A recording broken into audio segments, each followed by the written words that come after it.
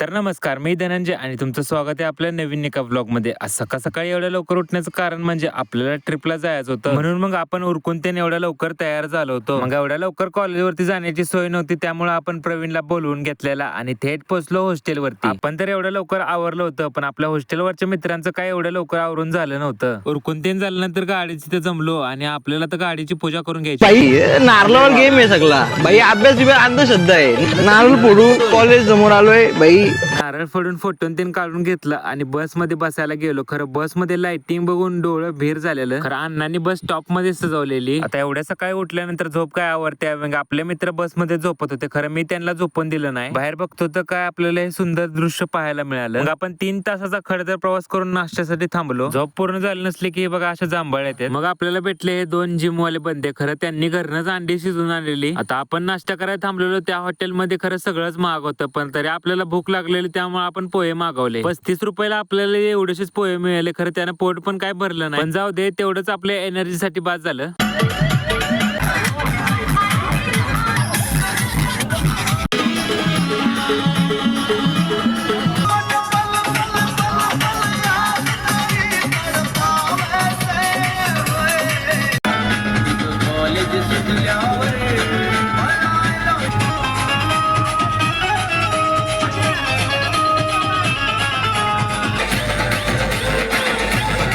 तर मित्रांनो, कमेंट मध्ये सांगा आपल्या मित्रांचा डान्स जर तुम्हाला आवडला असेल तर. हा डान्सचा एक सेपरेट व्हिडिओ मी बनवणार आहे, तो पण तुम्ही बघून घ्या. आता तुम्हाला तर माहितीच आहे, आपल्या जिल्ह्यातून बाहेर पडल्या सगळीकडे आपल्याला अडवलं जातंय. खरं काय विषय नाही, सोडा, पोलिसांचं ते कामच आहे. अण्णा होते म्हणून काय टेन्शन नव्हतं, त्यामुळे आपली गाडी लगेच बाहेर निघाली. आता चकल्यांमध्ये काय मिक्स केलेलं काय माहिती, खरं ऋषभला ते खाऊन करंटच आला.